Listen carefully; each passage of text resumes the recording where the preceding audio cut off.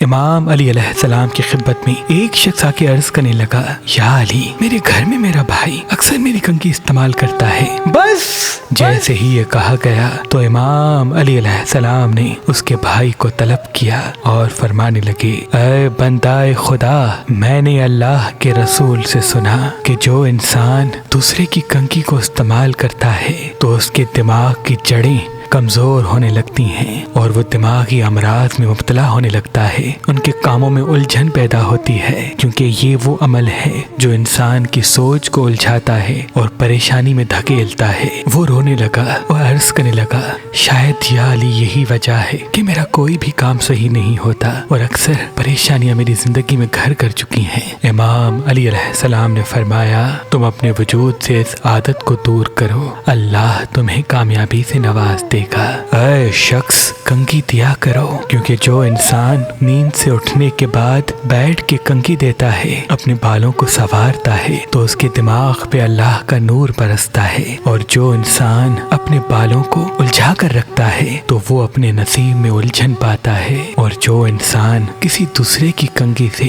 اپنے بالوں کو سنوارتا ہے وہ ہمیشہ پریشان اور روحانی اور جسمانی امراض میں مبتلا رہتا ہے۔